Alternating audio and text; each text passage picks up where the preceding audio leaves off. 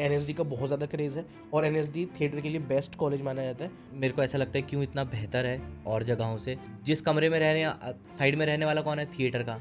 तो इतना ज़्यादा हमारे आसपास वही चीज़ है, तो ग्रोथ का जो परसेंटेज है ना वो अपने आप बहुत इंक्रीज हो जाता है। प्लान बी जहाँ आ गया तो प्लान ए थिएटर के फील्ड में मुझे नहीं लगता सक्सेसफुल होने वाला है, होगा तो बहुत कम रेशियो है उसका। एज अ आउटसाइडर मैं अगर इस इंडस्ट्री को देखूँ तो क्या थिएटर आर्टिस्ट का सबसे बड़ा सपना बॉलीवुड ही है? थिएटर आर्टिस्ट मान ले कि मुझे चाहिए क्या, मुंबई जाऊंगा और बॉलीवुड में जाऊंगा, ये मेरे लिए सक्सेस है। आपके भी थिएटर में आने से पहले कोई रोल मॉडल रहे थे जिनको आप बहुत ज़्यादा आइडलाइज करते हैं? पंकज त्रिपाठी बहुत अच्छे लगते, लेट ओमपुरी साहब, लेट इरफान खान। जो इस फील्ड में टाइम पास के लिए आ रहे हैं ना कि चल ठीक है 30% दे दूंगा एक्टिंग, 70% जॉब में आईटी इंजीनियर बन के करूंगा, वो तो इस फील्ड में सस्टेन नहीं कर सकते, ग्रो नहीं कर सकते।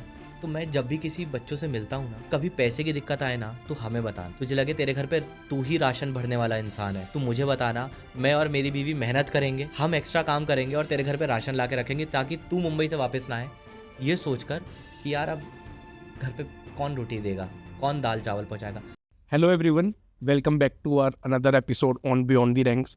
So today I have a very special guest with me, Vishnu Grover sir. So आज का एजेंडा बताने से पहले और विष्णु सर को इंट्रोड्यूस करने से पहले मैं थोड़ा सा एक डिस्क्लेमर देना चाहता हूँ कि और थोड़ा सा मैं कंटेक्स्ट सेट करना चाहता हूँ कि लेट्स से जब हम भी सिनेमा की बात करते हैं, ठीक है, या फिर हम थिएटर की बात करते हैं, तो हमारे दिमाग में जो भी बड़े बड़े लेजेंड्स हैं इस फील्ड के, थिएटर के, लेट्स से आप अनुपम खेर सर को ले लीजिए, आप मनोज वाजपेयी सर को ले लीजिए, नवाजुद्दीन सर को ले लीजिए, तो जितना भी ये थिएटर वाला पार्ट है, ये ऐसा देखा जाता है हमारे हमारे समाज में कि यार ये तो is just for the sake of entertainment और इसमें सक्सेस रेट बहुत कम है। और बहुत ज़्यादा थिएटर को लेके या सिनेमा को लेके भी बहुत ज़्यादा ये आता है कि इसमें नेपोटिज्म बहुत ज़्यादा चलता है और बहुत ही माइन्यूट सा ही सक्सेस रेट है, और जो पीढ़ी दर पीढ़ी लोग जो एक्टर्स हैं या थिएटर में वही लोग इसमें अपना करियर इस्टेब्लिश कर सकते हैं।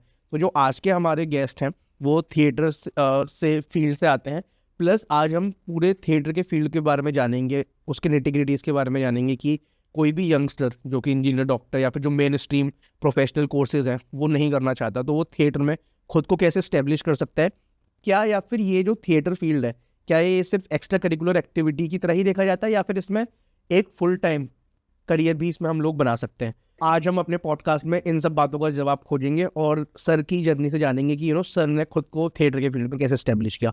सो good to have you on our podcast Vishnu sir, how are you doing? I am doing good, how are you? Yeah I am doing absolutely fine sir.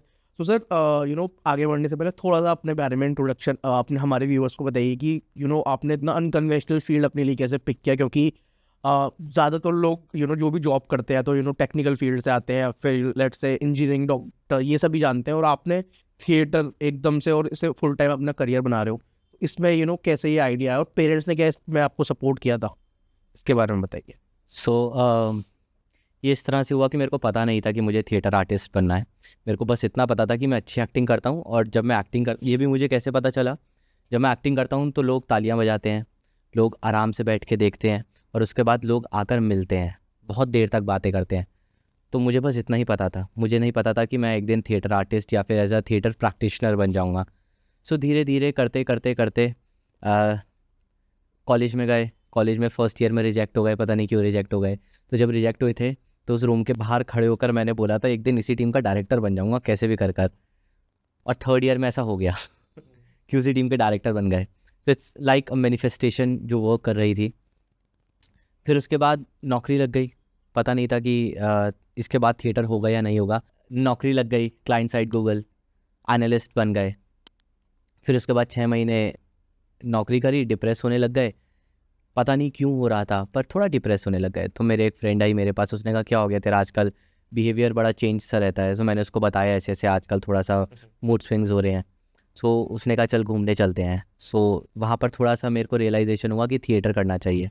तो दोबारा थिएटर करने के लिए ज्वाइन किया, पर वो ज़्यादा मुश्किल हो गया था मेरे लिए, क्योंकि 4 घंटे आना, 4 घंटे जाना, और 3 घंटे की क्लास होती थी, 3-4 घंटे की। सो ऐसा हो गया था कि मुझे करना तो है लेकिन ये ट्रैवल मेरे को बहुत खा रहा है। फिर उसके बाद due to some family circumstances मेरे को नौकरी को छोड़ना पड़ा। सो वहाँ से छोड़कर जब मैं वापस घर आया, सो कुछ कमाना तो था, तो सोचा कि थोड़े टाइम के लिए स्कूल में थिएटर टीचर की नौकरी कर लेते हैं, क्योंकि कॉलेज में पढ़ाया है तो यहाँ पे भी बच्चों को तो इतना तो आता है कि बच्चों को हैंडल कर लेंगे और पढ़ा लेंगे। तो पढ़ाया, धीरे धीरे धीरे धीरे धीरे धीरे पता नहीं कैसे घुसते चले गए और बनते चले गए, और इसी फील्ड में आगे आगे आगे करते चले गए, और बहुत सुकून मिलता था, बहुत आराम मिलता था। ऐसा होता है ना कि आपने 9 घंटे की नौकरी करी और उसके बाद आपका ऐसा हुआ कि मैं कल से नौकरी पे नहीं जा रहा। यहाँ होता था कि 18 घंटे की नौकरी के बाद भी ऐसा तो होता था उठ के दोबारा जाना है। तो जब ये किक आने लग जाती है ना, तो पता चल जाता है कि यहीं इसी फील्ड में जाना है। और फैमिली का सपोर्ट था भी और नहीं भी था इसलिए कि शाबाश बेटा कर, तू अच्छा करता है, तारीफ़ मिल रही है। और एक टाइम के बाद फैमिली चाहती है कि हमारा बच्चा फाइनेंशियली सिक्योर हो जाए। अब वो फाइनेंशियली सिक्योरिटी के लिए मैंने नौकरी ढूंढ ली थी, तो उनको पता चल गया ये कमा रहा है ना, तो अब तू आगे आराम से जा सकता है। तो फिर वहाँ से फैमिली और सपोर्ट करने लग गई कि ठीक है, आपने अर्निंग ढूंढ लिया ना अपनी फील्ड से, वो कहीं से भी हो अर्निंग आनी चाहिए। तो मुझे लगता है कि अगर आप फाइनेंशियली, माँ बाप चाहते हैं मेरा बच्चा फाइनेंशियली सिक्योर हो जाए, सही बात। तो अगर आपने अपने आप को फाइनेंशियली सिक्योर कर लिया ना, फिर आप पैशन को प्रोफेशन बना सकते हो बहुत आराम से। ट्रू। तो सर मेरे को ना इसमें, जैसे मैं थोड़ी सी रिसर्च कर रहा था, जब हम ब्रेनस्टॉर्मिंग भी कर रहे थे कि क्या क्या टॉपिक्स पर हम बात कर सकते हैं जिससे व्यूअर्स को काफ़ी ज़्यादा इंसाइट्स मिले, तो मैं देख रहा था कि मनोज वाजपेयी सर के बहुत सारे पॉडकास्ट थे। उन्होंने उसमें बोला कि he got rejected so many times from national NSD, national school of drama. तो इसके बारे में बताइए कि मतलब दिल्ली NCR में, क्योंकि हम लोग दिल्ली में ही हैं, तो NSD का बहुत ज़्यादा क्रेज़ है और NSD थिएटर के लिए बेस्ट कॉलेज माना जाता है। और ऐसी क्या यूनिकनेस है, प्लस अगर कोई आप उसके एल्यूमनाइज का कुछ नाम बता पाएँ कि जो बहुत बड़े बड़े लोग निकले हैं NSD से। तो पहला क्वेश्चन था कि हम दिल्ली NCR में रहते हैं और NSD अच्छा बड़ा स्कूल माना जाता है, नंबर 1। मेरे को ऐसा लगता है क्यों इतना बेहतर है और जगहों से, क्योंकि आप ये सोचिए कि आप साइंटिस्ट हैं और आपको एक ऐसी जगह पर लाकर मैंने रख दिया जहाँ पे चारों तरफ आपके ही चीज़ें हैं। आप समझ रहे हैं मेरी बात? मैं थिएटर करना चाहता हूँ और मेरे पास लाइब्रेरी है जहाँ पे सारी मेरे ही जॉनर की बुक्स रखी हुई हैं या और भी रखी हुई हैं। मैं दिन रात 24 घंटे किससे जुड़ा हूँ? Theatre theatre theatre theatre. तो मेरी ग्रोथ अलग ही लेवल पर होगी। तो और हमारी लाइफ में जब हम बाहर करते हैं तो बहुत सारे डिस्ट्रैक्शंस भी होते हैं। सो वो जो डिस्ट्रैक्शन काट कर आपको सिर्फ थिएटर कर दिया ना, आसपास लोग कौन है? थिएटर के दोस्त यार, थिएटर के किताबें, थिएटर की, जिस कमरे में रहने साइड में रहने वाला कौन है? थिएटर का। तो इतना ज़्यादा हमारे आसपास वही चीज़ है, तो ग्रोथ का जो परसेंटेज है ना वो अपने आप बहुत इंक्रीज़ हो जाता है। पर मेरा पर्सनली ऐसा मानना है कि अगर किसी को सच में थिएटर करना है और उसका NSD में, क्योंकि 25 सीटें हैं। ओके, ये ग्रेजुएशन लेवल पे बता रहे हो आप? ग्रेजुएशन लेवल, ठीक है। तो मुझे नहीं पता, मुझे आई थिंक कि NSD मास्टर्स कराता नहीं है। ओके, बैचलर्स ही है उसका मैक्सिमम, आई थिंक सो। ये मतलब जितना मुझे पता है, आप हो गया हो तो पता नहीं। वैसे कोर्सेज बहुत निकालते रहते हैं, डिप्लोमा कोर्सेज NSD बहुत निकालता है। सो बाहर अगर किसी को अच्छा थिएटर ग्रुप मिल जाए, क्योंकि बहुत थिएटर ग्रुप खुले हुए हैं, बहुत खुले हुए हैं, तो आप किसी अच्छे अपने सीनियर से बातचीत करें, थोड़ा सा समय डिफरेंट थिएटर ग्रुप में गुजार लें। अगर इन्फॉर्मेशन नहीं है, एक बार पानी में उतरेंगे ना तो पता चल जाएगा कि कैसे कैसे कहाँ पे तैरना है, कहाँ मछलियाँ हैं, कहाँ मगरमच्छ है। सो गुजारेंगे तो पता चल जाएगा। दूसरा, NSD से में अगर एडमिशन नहीं होता है और अगर आप बाहर करना चाहते हैं और आप करना चाहते हैं ना, तो हो जाएगा। लगे रहो लगे रहो लगे रहो। नहीं हुआ था ना मनोज वाजपेयी का भी एडमिशन, नहीं हुआ, लेकिन लगे रहे, छोड़ा नहीं। करना है तो यही करना है और कुछ करना ही नहीं है। अगर आप हॉबी लेके चलोगे तो फिर वो हॉबी रह जाएगी। आपको लगेगा कि अभी CA कर लेता हूँ और साइड बाय साइड थिएटर करते रहता हूँ और ऑडिशन देते रहूँगा, और ऑडिशन क्लियर हो गया तो CA छोड़ के लग जाऊँगा।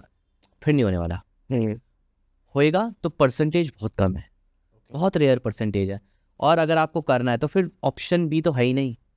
प्लान B जहाँ आ गया तो प्लान A थिएटर के फील्ड में मुझे नहीं लगता सक्सेसफुल होने वाला है, होगा तो बहुत कम रेशियो है उसका। और प्लान B नहीं है, प्लान A है, करना है तो यही करना है। जीना यहीं से है, कमाना यहीं से है, खाना यहीं से है, पीना यहीं से है, जीना यहीं है, तो फिर तो मुझे लगता है कि मज़ा ही है।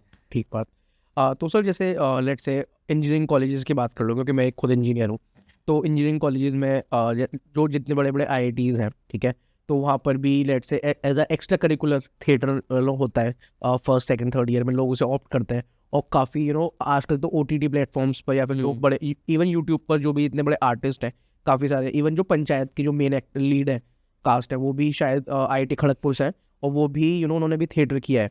तो मेरे को बस इसमें आपसे ये जानना है कि अगर हम इसे full time career as pursue करना चाहते हो, जो भी हमारे व्यूअर्स ये पॉडकास्ट देख रहे हैं, आपको सुनना है विष्णु सर को, तो आप इसे ना थोड़ा सा ये ब्रेक डाउन करके बताइए।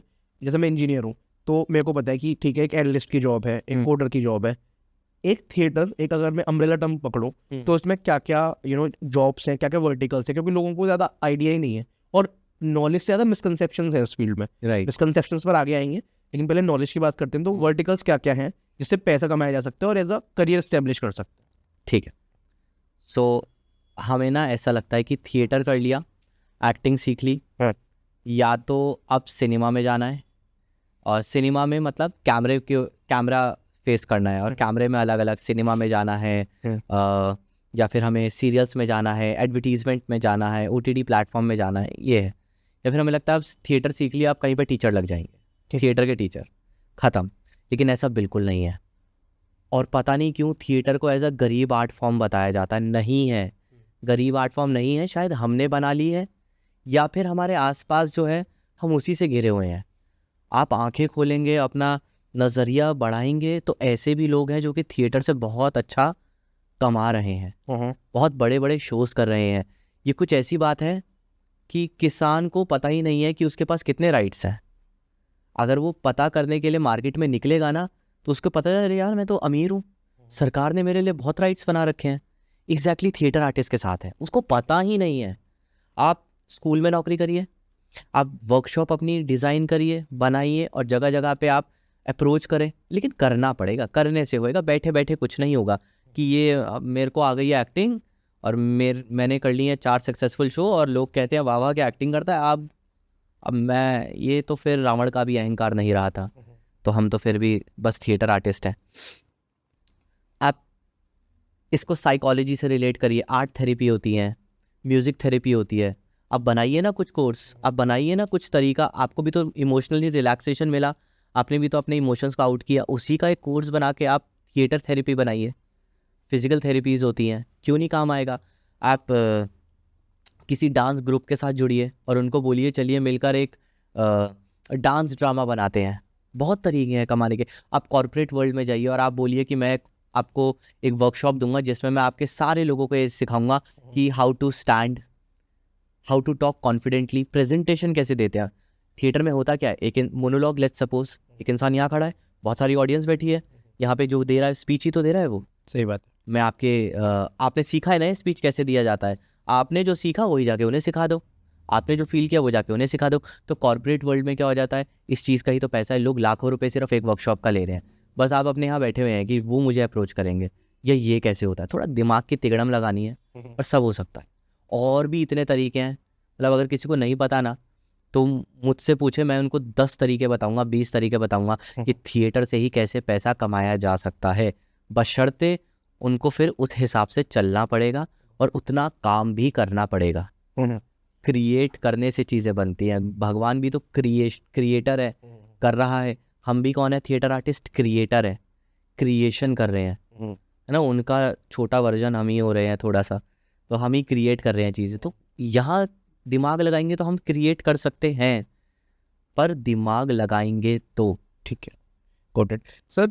जैसे जो मेरे को फाउंडर हैं सचिन, तो वो टेक से आते हैं, ठीक है। अब उनके लिए अगर मैं एपिटोम ऑफ सक्सेस मानूँ तो लेट्स से होगा जो टॉप 5 कंपनीज हैं टेक की, लेट्स से फेसबुक हो गया, या फिर नेटफ्लिक्स में आना है, गूगल में आना है, माइक्रोसॉफ्ट में आना है, 4-5 जो बड़ी बड़ी जाइंट्स हैं टेक के। तो एक एक सफलता की सीढ़ी होती है कि यार यहाँ पहुँच, हर बंदा, हर एक कोडर देखता है कि मेरे को यहाँ तक पहुँचना है। अब हर एक थिएटर आर्टिस्ट, क्या जितना मैं, क्योंकि देखो मेरे को बिल्कुल नॉलेज नहीं है इस फील्ड की, आप ही मेरे को बताओगे, तो एज अ आउटसाइडर मैं अगर इस इंडस्ट्री को देखूँ तो क्या थिएटर आर्टिस्ट का सबसे बड़ा सपना बॉलीवुड ही है। मैं इंडिया की बात कर रहा हूँ कि एपिटोम ऑफ सक्सेस वो, कि अगर कोई थिएटर आर्टिस्ट है वो बॉलीवुड में पहुंच जाएगा तभी सक्सेसफुल माना जाएगा, या फिर अगर वो बॉलीवुड में पहुंच ही नहीं पाया तो क्या वो सक्सेसफुल नहीं बोल सकते हैं मुझे? अपना हर किसी की अपनी अपनी डेफिनेशन है सक्सेस की। तो थिएटर की फील्ड में भी ना अपनी डेफिनेशन है सक्सेस की। तो हमें सबसे पहले डिसाइड करना पड़ेगा एज एन एक्टर या थिएटर आर्टिस्ट, मान ले कि मुझे चाहिए क्या। बहुत लोगों को लगता है कि मैं थिएटर, मेरे को एक्टिंग आ गई, अब मैं मुंबई जाऊंगा और हॉलीवुड या बॉलीवुड में जाऊंगा तो ये मेरे लिए सक्सेस है। पर वहाँ पे भी जाकर कभी कभी नहीं मिल रही। वहाँ पे सुकून नहीं है। मिल गया, एक सीरियल मिल गया, ऐड मिल गया, इनिशियली 1 साल के अंदर ऐसा काम मिल गया जो कि बिलीवेबल नहीं था कि इतना मिल जाएगा, लेकिन फिर भी सुकून नहीं है। आप समझ रहे? सो मेरे को ना डिसाइड करना पड़ेगा, मुझे पैसा कमाना है। अब मैं एक्टर बन गया हूँ, मेरी अब क्या अप्रोच है? मुझे एक्टिंग आ गई है। एक्टिंग वैसे तो कोई ऐसा नहीं है, एंड पॉइंट आ गई है। वो तो जैसे एडवोकेट होते हैं, प्रैक्टिशनर होते हैं, डॉक्टर होते हैं, प्रैक्टिशनर होते हैं, ऐसी थिएटर प्रैक्टिशनर, जितना करेगा उतना आएगा। मतलब मेरे लिए थोड़ा अनबिलीवेबल हो जाता है जो इंसान कहे कि मुझे एक्टिंग आ गई, मुझे उससे थोड़ा सा मिलना है कि अब एंड पॉइंट बताओ, आ गई तो क्या है end? It's a practice. So ऐसा डेफिनेशन है, पैसा कमाना है, फेम चाहिए, रिस्पेक्ट चाहिए, ये मुझे एक्टिंग करते रहना है स्टेज के ऊपर, वो तालियां मेरी भूख है, मेरी भूख पैसा है, क्या है? तो अगर ये जिस दिन मिल गया ना, आपने ढूंढ लिया, तो आपको पता चल जाएगा कि मुझे मुंबई जाना है। जैसे मेरे को कैमरा नहीं चाहिए, मुझे स्टेज में तालियों की गड़गड़ाहट जो डोपामिन रिलीज करती है ना मेरे अंदर, मुझे कैमरा कर ही नहीं पाएगा। चाहे वो बहुत बड़ी फिल्म में मुझे दिखाकर ऑडियंस ताली बजा दे, मुझे नहीं चाहिए। मुझे चाहिए सामने पे, अभी कर दिया परफॉर्म, अभी के अभी तालियां बजा दो, ये नहीं कि बाद में कुछ और। मुझे वो नहीं चाहिए। या फिल्म फेयर अवार्ड मिल गया, ओ देखिए ऑस्कर मिल गया, वाह क्या बात है, ऑन द स्पॉट जो आ गया ना, वो डोपामिन जो रिलीज हो गया मेरे लिए, वो है। इसलिए शायद मैंने कभी कैमरा अपना ट्राई नहीं किया। ओके। सो ये डिसाइड करना पड़ेगा आपको चाहिए क्या, उस एक्टिंग से, उस थिएटर से चाहिए क्या। जिस दिन उसका आंसर मिल गया ना, तो फिर आप अपना पाथ क्लियरली और परफेक्टली चूज़ कर पाओगे। मैं मुंबई क्यों जा रहा हूँ? पैसा कमाने। भाई कॉमर्शियल में लग जाओ, फिर 8 मूवीज़ ढूंढना ही मत, है ना? मुझे तारीफ चाहिए, वाह क्या काम किया, 8 मूवीज़ में लग जाओ, भयंकर, ढूंढने लगो चीज़ें, तो ऐसे हो जाएगा। मुझे पैसा ही पैसा चाहिए, सीरियल्स हैं, लग जाओ वहाँ, फिर वहाँ डायरेक्शन चूज़ हो जाएगी अपनी। चाहिए क्या? फेम चाहिए, कहाँ मिलेगा फेम? देखो फिर वहाँ पे जाकर। सही बात है। सो ये डिसाइड करना पड़ेगा, तो इस तरह से सक्सेस मिलती है हमें। ठीक। बाकी अभी गोपाल दत्त साहब ने बहुत बढ़िया बोला है, और करो थिएटर करके, है ना? 30 साल की उम्र हो गई तो उन्होंने बताया है कि थिएटर तंबाकू जैसा है ना? आप सिनेमा है आम खाने जैसा, कि उसका एक प्रोसेस है, आम खाते हो, पेट को संतुष्टि मिलती है, आपको संतुष्टि मिलती है, वाह थोड़े टाइम का समय कट जाता है, आप कहते हो बढ़िया है, आम खाया मज़ा आया। लेकिन थिएटर क्या है? तंबाकू जैसा, है ना? उसकी लत लगी हुई होती है। तो आपको देखना है कि आपको थिएटर कैसा है। तंबाकू जैसा थिएटर काम कर रहा है आपके लिए, तो फिर आम खाने के बाद भी आप क्या बोलोगे? यार थोड़ा तंबाकू मिल जाता तो मज़ा आ जाता। तो इसलिए रिलेट करके बताया आप। इसलिए नसीरुद्दीन शाह साहब जो हैं, वो आज भी थिएटर कर रहे हैं, वो ढूंढते हैं। वो अभी मैं उनका एक इंटरव्यू देख रहा था बीच में, वो पीटर ब्रुक की वर्कशॉप हो रही थी, वहाँ पे गए थे, अच्छा। ये देखने के लिए कि मैं आज जो कर रहा हूँ क्या वो सही है, क्या वो सही है। तो ये इंसान एक्सप्लोरेशन जो प्रोसेस है, उसमें जो मज़ा है ना, उसमें जो डोपामिन रिलीज होता है, वो आपको आदी बना देता है इस चीज़ का। ओके। सर आगे बढ़ने से पहले ना, क्योंकि आपने अभी इतने बड़े बड़े लेजेंडरी एक्टर्स का नाम लिया, तो आपने, क्योंकि देखो लेट्स से अगर मैं स्पोर्ट्स लवर हूँ तो मेरे को धोनी बहुत पसंद है, तो आपकी भी थिएटर में आने से पहले, ठीक है, कोई रोल मॉडल रहे थे जिनको आप बहुत ज़्यादा आइडलाइज करते हैं? अगर है ऐसे तो उनके आप अगर एग्जाम्पल बता पाए तो। ठीक, मेरे को एडवर्ड नॉर्टन बहुत पसंद है। ओके। बहुत गज़ब की एक्टिंग लगती है उनकी। और मुझे मनोज वाजपेयी बहुत अट्रैक्टिव लगते हैं, क्या एक्टिंग करते हैं, मज़ेदार। उनकी छोटी छोटी चीज़ें ऑब्जर्व करने में मज़ा आता है। पंकज त्रिपाठी बहुत अच्छे लगते हैं, पंकज कपूर बहुत बढ़िया लगते हैं। सो ये जो सारे मतलब इनके ही फील्ड के, ओमपुरी साहब, लेट ओमपुरी साहब, इरफान खान साहब, लेट इरफान खान, उनका तो मतलब मैं कभी कभी अपने बच्चों से ये कहता हूँ कि पता नहीं शायद भगवान ने जान के उनको बुला लिया इरफान खान साहब को। अगर वो रुक जाते ना थोड़ा टाइम और, तो एक नया डायमेंशन या एक नया क्रिएशन बना देते वो थिएटर की फील्ड में, एक्टिंग की फील्ड में, जो कि एक नया वर्ल्ड होता। अच्छा। कि अच्छा अब ये भी एक चीज़ है, ये भी होना था, अभी तक डिस्कवर या एक्सप्लोर ही नहीं हुआ था। अगर वो थोड़े टाइम और रुक जाते, क्योंकि वो इतना, उनको देखकर आप घंटे नहीं दिनों बैठकर ऑब्जर्व कर सकते हैं कर क्या रहे हैं और क्या अचीव करा है इन्होंने एक्टिंग में। अब स्टडी कर सकते हैं उनकी, मतलब वो अपना इंस्टीट्यूट है वो। मुझे तो ऐसा, ये मेरा पर्सनल है जो मुझे लगता है, तो मैं हमेशा बच्चों से कहता हूँ शायद भगवान ने जानकर उनको बुला लिया, भाई अब तेरा थोड़ा लेवल ये आ गया है कि तू नया डायमेंशन ना खोल दे, तू आ जा इधर ही। सब आइडलाइज किसको करते थे आप? आइडियलाइज, तो ये कुछ लोग हैं जिनको मैं बहुत आइडियलाइज करता हूँ। और भी बहुत सारे नाम हैं, और भी बहुत सारे नाम हैं, पर ये कुछ ऊपर के नाम हैं जो कि मुझे लगता है कि मैं देख देख कर सीखता हूँ। शाहरुख खान भी मुझे, हालांकि वो बहुत ही कॉमर्शियल एक्टर है, परफॉर्मर है, ये लोगों की अपनी डेफिनेशन है, पर मेरे को उनको भी देख के बहुत मज़ा आता है। ब्रैड पिट, मेरे को उनको भी देख कर सीखने को बहुत कुछ मिलता है ना। तो हाँ, ये कुछ लोग हैं जिनको मैं बहुत ज़्यादा पसंद करता हूँ। ऋतिक रोशन, उनकी छोटी छोटी चीज़ें हैं जो मेरे को देख कर सीखने को होती है कि अच्छा ये इस तरह से करनी है, उस तरह से करनी है। डैनियल डे लुइस, ओहो वो तो गजब ही है। सो या मतलब नेवर एंडिंग लिस्ट है। Never ending list. ठीक है, ठीक है। सर यहाँ पर ना, क्योंकि हमारा जो पॉडकास्ट का जो थीम है तो वो करियर ओरिएंटेड भी है, तो हमारा जो मेन एजेंडा वो यही था कि थिएटर के अराउंड मिसकंसेप्शंस दूर करने थे और बताना था कि भाई इसमें फुल टाइम करियर भी है। ठीक है, तो बस आपको नज़रिया चेंज करने की ज़रूरत है, जो कि आपके थ्रू आई एम 100% श्योर कि आज ऑडियंस जो हमारी देखेगी उनका नज़रिया ज़रूर चेंज होगा। तो सर मेरे को इसमें ना आपसे जानना है कि लेट्स से मैं इंजीनियरिंग बैकग्राउंड से आता हूँ, तो हमारे 4 साल के बीटेक में 8 सेमेस्टर हो गए, तो एग्ज़ाम्स होते हैं हर क्वार्टर में 3 से 4 बार एग्ज़ाम होते हैं, यूनिट टेस्ट, मंथली टेस्ट। तो जो इंडिया के लेवल पर जो जितने भी ड्रामा स्कूल्स हैं या थिएटर्स हैं, तो उसमें क्या क्या बच्चों को सिखाया जाता है, क्या करिकुलम रहता है, ठीक है, किस बेसिस पर बच्चे जज होते हैं, और क्या फाइनल आउटपुट जो आता है, जैसे मैं इंजीनियर बन के निकला, तो जो थिएटर आर्टिस्ट बन के निकलता है, उसके अंदर क्या क्या ट्रेड्स देखने को मिलता है? ठीक, ये क्वेश्चन नहीं था, लेकिन आपके बातों में मेरे को ना ऐसे हिट हुआ कि मेरा मन किया बताने का। आप इंजीनियर हैं, डॉक्टर हैं, सीए हैं, लॉयर हैं, आप कुछ भी किसी भी फील्ड से है ना, तो भी मुझे लगता है कि आपको थिएटर तो करना ही चाहिए। आप सिनेमा करें ना करें, लेकिन थिएटर में एक्टिंग ज़रूर करें, क्योंकि वो कुछ नहीं होगा ना, आपको एज अ ह्यूमन बीइंग और एज अ पर्सन ग्रो करा देगा।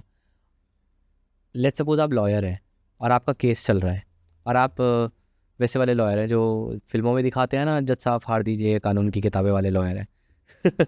सो आप वैसे वाले लॉयर हैं, आपका ऑरा इतना स्ट्रांग हो जाएगा ना, आप सामने किसी को देख लेंगे ना आंखों में आंखें डाल के भर के, और आप अपनी बॉडी लैंग्वेज से ना सामने वाले को आधा हरा देंगे।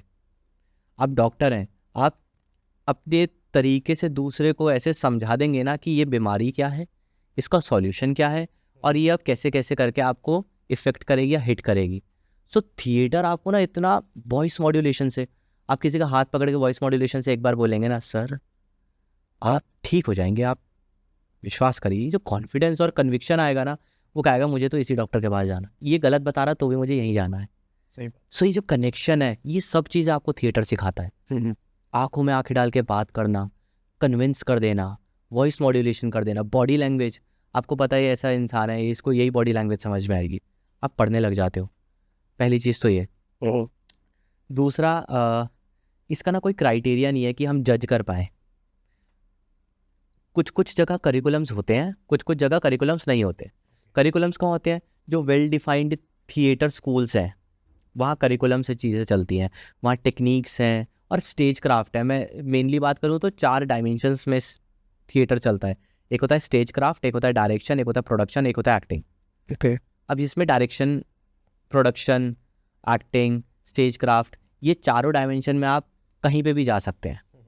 तो स्कूल्स ये सब सिखाते हैं। अब बहुत सारे थिएटर ग्रुप्स जो हैं, वहाँ पे आपके सिलेबस तो होते हैं या आपका करिकुलम तो होता है, लेकिन वहाँ ज़्यादा होता है प्रोडक्शन ओरिएंटेड। आपको प्रोडक्शन से मतलब आप प्ले जब करते हैं तो आपको सिखाया जाता है। तो ये भी एक चीज़ है। तो दोनों तरीक़ों से चलता है, लेकिन आप कहाँ पास हैं कहाँ फेल हैं ये आपको कोई नहीं बता सकता। क्यों? क्योंकि हो सकता है कि मैं अभी तो आपको कन्विंस नहीं कर पा रहा, और अगले ही प्रोडक्शन में मेरे को ऐसा रोल मिल गया कि आप कहेंगे यार इससे अच्छा तो मैंने आर्टिस्ट ही नहीं देखा, और अब वही मेरा दूसरा प्ले देखेंगे, आप कहेंगे ये मुझे लग ही नहीं रहा वो वैसा इंसान है। तो ये ना बहुत ही डायनेमिक है, और इसका कोई पास और फेलियर तो है ही नहीं। जहाँ ऑडियंस ने सराहा दिया कि अरे वाह क्या बात है, वहाँ पास हो गए। सेम प्ले 10 दिन बाद आपने किया, आप कुछ और वाइब्रेशंस, कुछ और एनर्जी थी, और ऑडियंस में कुछ और एनर्जी थी, ऑडियंस ने कहा बहुत बढ़िया है, चलो ठीक है बाय। उस दिन आप ऐसे हो जाएंगे यार क्या बात है, मैं ठीक नहीं हूँ क्या, मैं फेल हो गया हूँ क्या। बहुत डायनेमिक है, ये बहुत अप्स एंड डाउन आते हैं। और आर्टिस्ट की ज़िंदगी में तो मैं आपको सच में बताऊँ, डिप्रेशन हो जाता है आर्टिस्ट को। उसने अगर खुद में, मेरे को याद है मैं एक प्ले कर रहा था, जिस लाहौर नहीं वेख्या हो जन्मया ही नहीं, और ऑडियंस ने इतनी तालियां बजाई, एक एक डायलॉग ऐसा है कि उसमें तालियां बजती हैं, लेकिन मुझे लगा मैंने अच्छा नहीं किया, बहुत बुरा किया। और मैं 4-5 दिन तो ऐसे ही रहा कि मेरे को एक्टिंग नहीं आती क्या, छोड़ दूं क्या ये फील्ड, ये शायद मेरे लिए बना ही नहीं है, इतना ज़्यादा रहा। फिर उसके बाद मैंने एक नया प्ले शुरू किया, नए प्ले में मेरी कास्टिंग हो गई, बाकी इतिहास आई थिंक सो, उनका है बादल सरकार जी का। और उसमें क्या एक्टिंग करी, मज़ा आ गया, करके ही मज़ा आ गया। ऑडियंस को मज़ा आया होगा नहीं आया होगा पता नहीं, हालांकि उन्होंने तो बहुत तारीफ़ करी। जो मुझे मज़ा आया ना एक्टिंग करके, मुझे लगा यही तो फील्ड है मेरे लिए, यही तो मुझे करना है, यहाँ कोई हिला के दिखा दे, यहाँ दिग्गज हूँ मैं। सो अप्स एंड डाउन्स मूड्स, ये ऐसे ही चलता है। और आपने 2 इंस्टांसेस बताए कि जहाँ ऑडियंस ने ताली बजाई भर भर के, ऐसे भी आए होंगे, क्योंकि सही बात है, केक वॉक जर्नी किसी की नहीं रहती, ठीक है। कभी ऐसा इंस्टांस आया हो कि ऑडियंस ज़्यादा बॉडी लैंग्वेज से लग रहा है ऑडियंस को मज़ा नहीं आ रहा, खुश नहीं ऑडियंस, तो उस वे में एक एज अच्छा आर्टिस्ट जो है वो कैसे पूरा माहौल समझ के कैसे अपनी परफॉर्मेंस वो है ना कि वो that's quotation that elephant in the room, मतलब आई थिंक कुछ गलत कोट ना यूज़ कर लूँ मैं कुछ मतलब ऐसा कि यार मेरी ऑडियंस को मेरे काम को देख के ना मज़ा नहीं आ रहा। जैसे स्टैंड अप कॉमेडियंस का मैं पॉडकास्ट देखता हूँ, वो भी बोलते हैं या ताली नहीं बजा रहे, हंस नहीं रहे, तो उस पर्टिकुलर मोमेंट पर एक आर्टिस्ट के बैक ऑफ द माइंड क्या चल रहा होता है, और फिर वो कैसे चीज़ों को सबको समझ कर फिर कैसे आगे बढ़ता है उस पर्टिकुलर मोमेंट में। एक जो एक्टर होता है ना, ऐसा बोलते हैं कि 60-70-80% एक्टर कैरेक्टर है स्टेज के ऊपर, और 20-25% एक्टर है। क्यों? क्योंकि कैरेक्टर में रहना है, और ये भी देखना है कि लाइट बंद हो गई, अब मुझे जाना भी है ना, सच में ही ना घूंसा लग जाए, है ना। आफ्टर ऑल ये ड्रिंक नहीं है, ये है पानी, लेकिन मुझे पता है कि मुझे ऐसे पीना है कि ये ड्रिंक है। सो ये कैरेक्टर एक्टर का मिक्सचर चलता है स्टेज के ऊपर। सो ये जो 20% का एक्टर है ना, ये वहाँ पे काम कर रहा होता है, और जो बहुत काम किया हुआ, ये ना जर्नी है, ये नेवर एंडिंग जर्नी है। इसलिए मैंने बोला प्रैक्टिशनर, हर एक्टर को अपने आके प्रैक्टिशनर लगा देना चाहिए, rather than just an actor. I am a practitioner, I am a theatre practitioner, I am acting के फील्ड में मैं प्रैक्टिस कर रहा हूँ। सो अब मुझे ऐसा लगता है अब मेरा ऐसा लेवल आ गया है जहाँ पे मैं अपने वो 20-25% के एक्टर से समझ जाता हूँ मेरी ऑडियंस को मज़ा नहीं आ रहा, और ये ऑडियंस है कैसी, और ये चाहती क्या है। फिर थोड़ी सी एक्टिंग को उस तरह से मोल्ड कर दिया जाता है। फॉर एग्जाम्पल, मैं एक प्ले कर रहा था IIT रुड़की में, मेरा जो डायलॉग आता है ना, वो करीबन 5 से 7 मिनट बाद आता है। तो 5-7 मिनट में ना मैंने भाप लिया था कि ये ऑडियंस को ना मज़े चाहिए, कॉलेज की ऑडियंस है, और ये नाटक हो रहा है सीरियस, ये सीरियस वे में करूँगा ना, ये थिएटर वाली ऑडियंस नहीं है, ये मज़ेदार वाली ऑडियंस, इसको स्टैंड अप कॉमेडी चाहिए। तो मैंने आते ही ना स्टेज पर अपनी एक्टिंग को थोड़ा सा लार्जर देन लाइफ करके थोड़ा सा इस हिसाब से मोल्ड किया कि वो हर बात पे तालियां बजाने लगी। मुझे पता है कहाँ हूट आएगा, अब आए ना आए, पर आई नो कि यहाँ पर कुछ ऐसा क्रिएट होने वाला है लार्जर देन लाइफ, ये कॉलेज के लड़कों को मज़ा आएगा, यहाँ पे हूटिंग आएगी। तो करते करते करते करते ना एक एक्टर को पता चल जाता है कि मेरी ऑडियंस कैसी है, वो कैसे मोल्ड होएगी, कैसे काम करेगी, किस तरह से जाएगी। हाँ, इनिशियली आपको नहीं पता होता, तो आप इनिशियली ना, बहुत सारे मेरे ऐसे एक्टर्स हैं जो कि मेरे साथ जब काम करते हैं तो वो कहते हैं भैया लाफ ही नहीं आ रहा, भैया अब आप तो कह रहे थे ये तो एक जोक था, वो लैंड ही नहीं हुआ, लाफ ही नहीं आ रहा, मज़ा ही नहीं आ रहा। तो फिर मैं उनको कहता हूँ कि कोई बात, कभी कभी नहीं समझ पाती ऑडियंस या नहीं डिलीवर हो पाता है, निराश नहीं होना, टाइम आएगा जब तुम्हें पता चल जाएगा कि इस जोक पे नहीं आया ना लाफ्टर, भाप जाओ ऑडियंस क्या है, अब इनको क्या देना है, कैसे सर्व करना है। वाली बात है कि एक रिक्शा वाले को काम करते करते, सॉरी रिक्शा वाले को काम करते करते पता चल जाता है मेरा ग्राहक है या नहीं है ना। खाने वाले को पता चल जाता है कि ये किस तरह का खाना पसंद करेगा, जिस हिसाब से ऑर्डर कर रहा है ना, ये चाइनीज़ बार बार देख रहा है, ये इंडियन की तरफ जा ही नहीं रहा, ये बार बार चाइनीज़ देख रहा है, मुझे पता है इसको आज स्पाइसी कुछ ऐसा खाने का मन है, तो भाप जाता है वहाँ से। तो हम भी ऐसे भाप जाते हैं धीरे धीरे काम करते करते कि मेरी ऑडियंस को चाहिए क्या, गोट क्या। सो ऐसा भी होता है स्टेज थिएटर में कि आपको लग रहा है कि अब ठीक है मेरा सिनेमा में तो काम हो नहीं रहा है और मुझे मुंबई जाना है, तो मैं क्या करूं। तो अगर आपका काम टेक्निकल फील्ड में बहुत स्ट्रांग है तो भी आपकी बहुत सारी नौकरियां लग सकती हैं, आप इस फील्ड में ग्रो कर सकते हो, जुड़े रह सकते हो। कैसे? आपका लाइट्स में हाथ बहुत स्ट्रांग है, आपका मेकअप में हाथ बहुत स्ट्रांग है, आपका कॉस्ट्यूम पे हाथ बहुत स्ट्रांग है, आपका सेट डिज़ाइनिंग में हाथ बहुत स्ट्रांग है, तो भी आप इस फील्ड में ग्रो कर सकते हो। आप मुंबई जाइए, आप बड़े बड़े शोज़ देखिए, हमारे पास लाइट डिज़ाइनर अच्छे हैं ही नहीं, अच्छे हैं पर बहुत कम है, वो रेयर है। और मेकअप बहुत रेयर है, या फिर आपको मैं बोलूँ कॉस्ट्यूम डिज़ाइन स्टडी है अपने में, ये भी एक, लेकिन बहुत रेयर है। जो बहुत दिग्गज है ना, बहुत कमाल का काम कर रहे हैं, वो रेयर है। तो अगर आप अपने आप को इस फील्ड में भी आपको पता है कि मेरे को ओके, मेरी एक्टिंग अच्छी, पता चल जाता है मेरी एक्टिंग है कैसी, या फिर ग्रो करते हुए भी आपको पता चल जाता है 1 साल पहले मैं क्या एक्टिंग करता था, आज मैं क्या एक्टिंग करता हूँ। सो अगर आपको ऐसा लग रहा है ना मेरे को मुंबई जाना है और मेरे को सर्वाइवल का क्या रहेगा, या फिर मेरे को एक्टिंग की फील्ड में नहीं लेकिन जुड़ा थिएटर से ही रहना है, तो आप इन सब डायमेंशंस में भी ग्रो कर सकते हो। 20 मेरे को ऐसा लगता है कि 20-30 के आसपास लाइट डिज़ाइनर है हमारे पास सिर्फ, और 20-30 ही बड़े प्रोडक्शंस में हमारी ज़रूरत है। तो आप ये देखिए कि जितनी जॉब्स हैं उतने ही लाइट डिज़ाइनर्स हैं, तो आप खाली तो कभी बैठने ही नहीं वाले, खूब कमा सकते हो उससे भी, अगर आप कमाने पे आ जाओ। तो ये भी एक तरीका है कि आप अपने आप को ग्रो करा सकते हो इस पर्टिकुलर फील्ड में। सर मेरे को, क्योंकि जो हमारा पॉडकास्ट है ये करियर ओरिएंटेड भी है, ठीक है, तो आपने सारे वर्टिकल्स वगैरह के बारे में बताया, ठीक है, जॉब्स के बारे में बताया, करिकुलम के बारे में भी यू स्पोक। मेरे को यहाँ पर ये चीज़ भी समझनी है कि क्या क्या मिसकंसेप्शंस हैं जो कि ऑडियंस, ये जो जनरल ऑडियंस है या फिर जो इंडियन सोसाइटी है उसके माइंड में लगा हुआ है कि भाई ये तो बस ना शौक के लिए है, ये करियर है ही नहीं। एक बहुत बड़ा मिसकंसेप्शन तो यही है, पैसे नहीं बनेंगे इससे, ठीक है, शौकिया वाला है, जैसे स्पोर्ट्स दिखाया जाता था, अब फिर भी लोग अब स्पोर्ट्स माइंडसेट चेंज कर रहे हैं, स्पोर्ट्स को फुल टाइम करियर बना रहे हैं। जैसे आईपीएल आ गया, तो आईपीएल से भले आप इंडियन क्रिकेट टीम में 11 में सेलेक्ट ना हो, लेकिन आईपीएल खेल के आप ऐसा कर सकते हो कि आने वाली आपकी 4-5 पीढ़ियाँ, जनरेशन वेल सेटल्ड रहेगी। तो ऐसे ही एक्टिंग के फील्ड में, थिएटर के फील्ड में स्पेसिफिकली क्या क्या मिसकंसेप्शंस हैं जो लोगों के दिमाग में है? ठीक है, थिएटर की फील्ड में सबसे पहले मिसकंसेप्शन रहता है कि पैसे नहीं कमाते, गरीब लोग हैं। अच्छा, इनको ये आ गए हैं, ये इनको देना पड़ सकता है, पैसे ना मांग ले हमसे।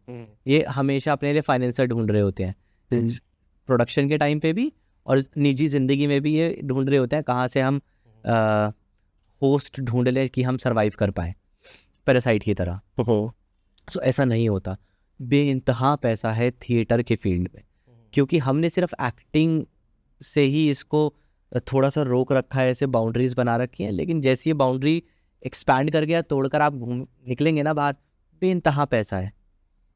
ऐसे भगवान हमेशा हाथ बनाए रखे, लेकिन मैं तो अच्छा खासा कमा रहा हूँ, और मुझे लगता है हर एक इंसान जिसमें दिमाग है कमा सकता है, पहला मिसकंसेप्शन।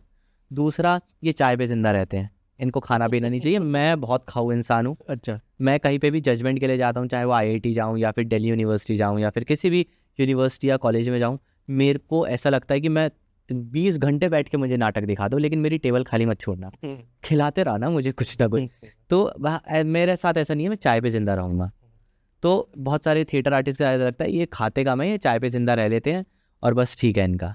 नेक्स्ट रहता है कि ये वीड मारते हैं, गांजा मारते हैं, ड्रग्स करते हैं, इनका सिर्फ यही है, और ये लिख नहीं पाते, एक्टिंग नहीं कर पाते जब तक इनको गांजा वांजा ना फुकाया जाए, तो इनका दिमाग तभी चलता है। ऐसा कुछ नहीं है, मेरे को तो बेइंतहा शांति चाहिए, सोबर होना चाहिए इंसान। मतलब मेरे लिए, मैं बहुत ही, मुझे सोबर इंसान ऐसा नहीं है कि मैं ड्रग्स करता हूँ पर मेरे को एक सेंस चाहिए, कभी कभी मस्ती में मूड में होता है ना तो भी, लेकिन मेरे को सोबरनेस चाहिए अपने अंदर, एक मेरा सोल सोबर होना चाहिए उस टाइम पे, मेरा माइंड सोबर होना चाहिए। सेकंड, मुझे बेइंतहा पीस चाहिए, तो तब मेरी मैक्सिमम क्रिएटिविटी बाहर निकल कर आती है। और मिसकंसेप्शन ये है कि कोई किसी से पूछो कि भाई साहब क्या करते हो जी, एक्टिंग करता हूँ। अच्छा, नहीं करते क्या हो? एक्टिंग करता हूँ। अरे भाई साहब, जॉब क्या करते क्या हो? नहीं, एक्टिंग ही करता हूँ। दूसरा, इसके बाद थिएटर वालों के लिए बड़ा मुश्किल होता है शादी करना।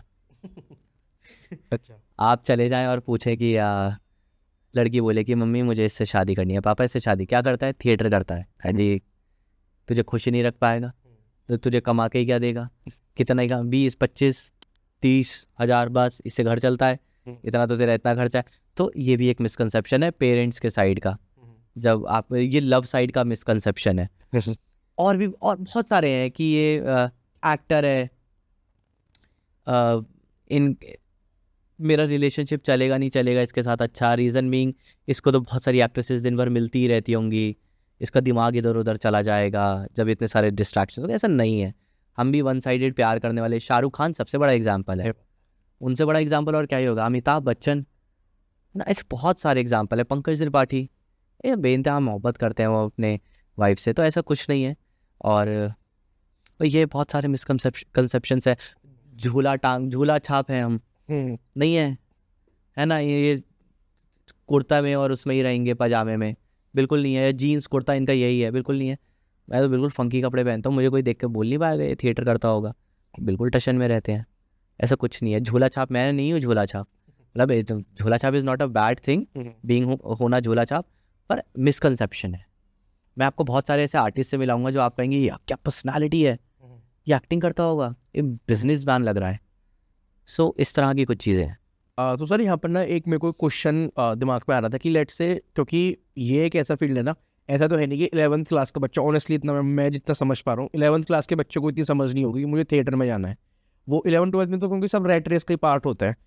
कॉलेज में आने के बाद जब वो अपने एक्स्ट्रा करिकुलर एक्टिविटीज़ में देखते हैं कि एक थिएटर ग्रुप बना हुआ है मेरे कॉलेज में, तब वो जाके इसे ज्वाइन करते हैं आउट ऑफ इंटरेस्ट या आउट ऑफ क्यूरियोसिटी, क्योंकि कुछ लोगों के अंदर वो कीड़ा रहता है, फिर एक क्रिएटिविटी रहती है।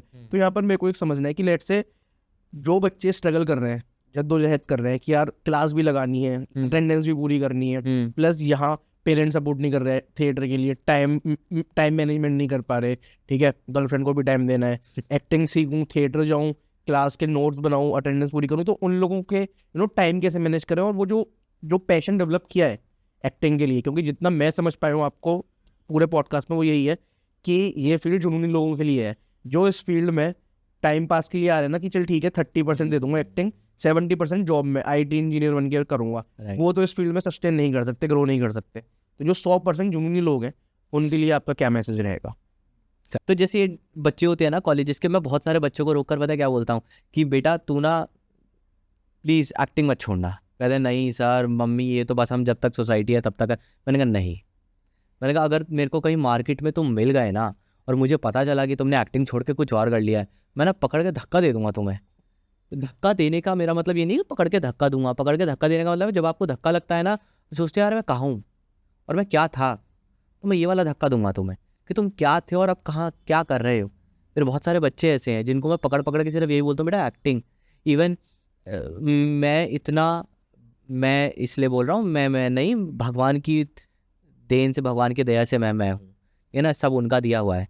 सो बस शब्द है क्योंकि समझाना है कि ये मैं बात कर रहा हूँ इसलिए मैं वर्ड यूज़ हो रहा है। यूजुअली मैं और मेरी वाइफ, और ख़ासकर मैं अपनी वाइफ को बहुत ज़्यादा मोटिवेट करता हूँ और वो मुझे मोटिवेट करती है। हम दोनों एक दूसरे को इस बात के लिए संभालते रहते हैं और बताते रहते हैं।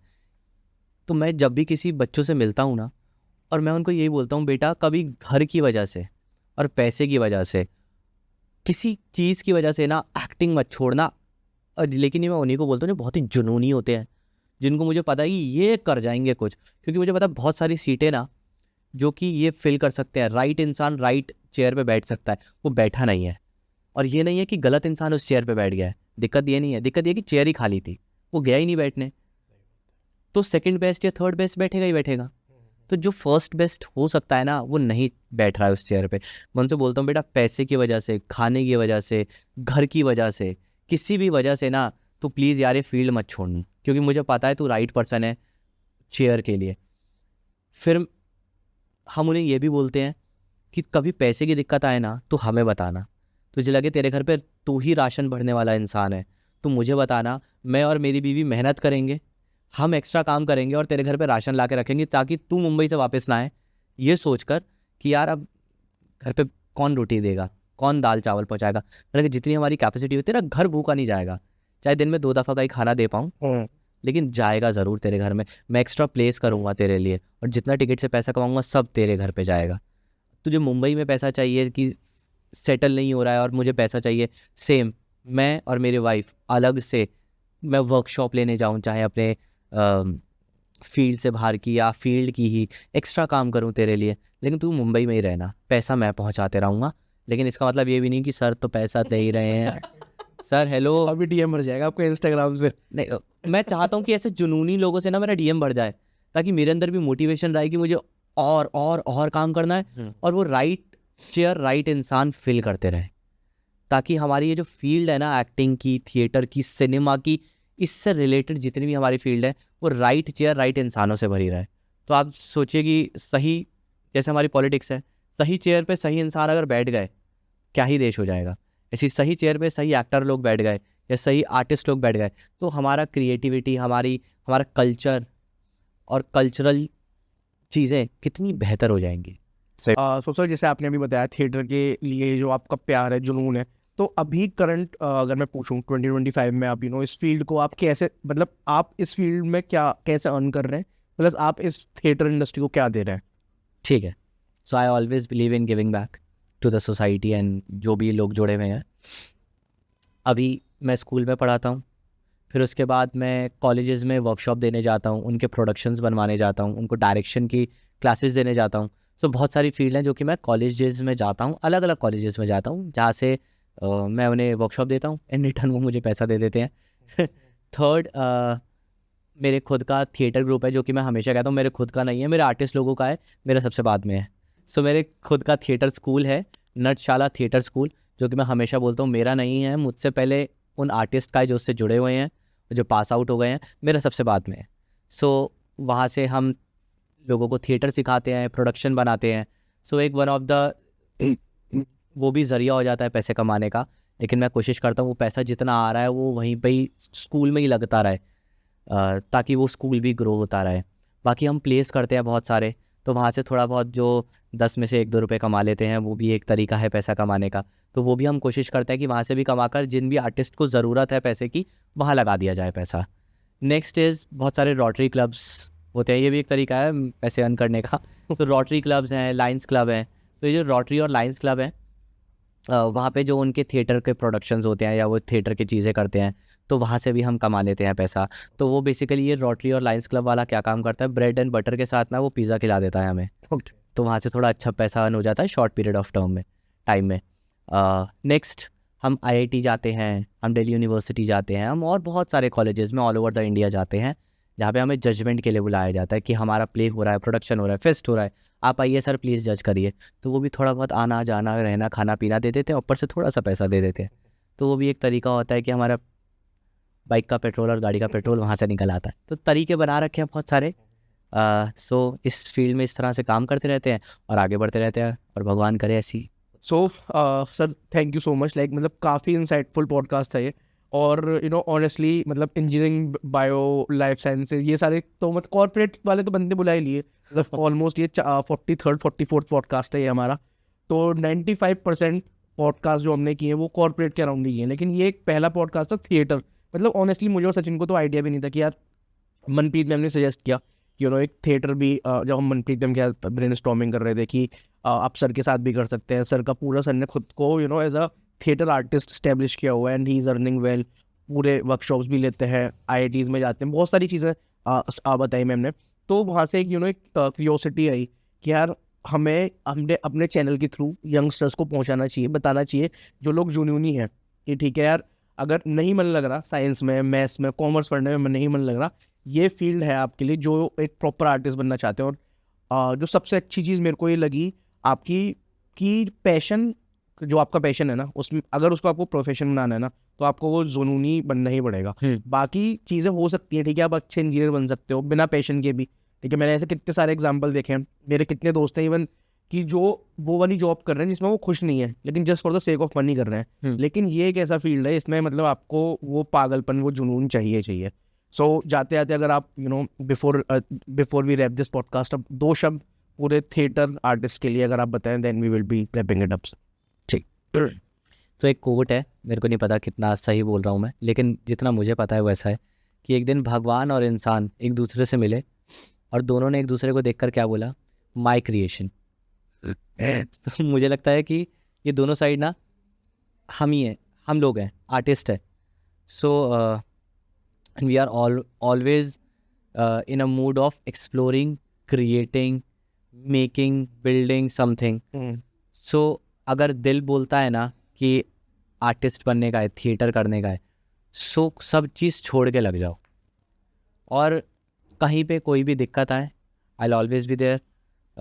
मेरी क्षमता से जितनी हेल्प हो पाएगी मैं उतनी हेल्प करने की कोशिश करूँगा। And please write chair, right इंसान हमेशा फिल करता रहे, तो मज़ा ही आ जाएगा। Thank you so much sir. So that was it. I hope जो भी व्यूअर्स हमारे पॉडकास्ट देखेंगे उन्हें थिएटर के बारे में काफ़ी कुछ नया सीखने को मिलेगा। So I will be mentioning Vishnu sir का इंस्टाग्राम, आप सर को रीच आउट कर सकते हैं अपने जो भी आपके थिएटर से रिलेटेड डाउट्स हैं वो आप कमेंट्स बॉक्स में पूछ सकते हैं, सर को डीएम भी कर सकते हैं। और काफ़ी अच्छा लगा सर से बात करके। Thank you so much. Bye bye.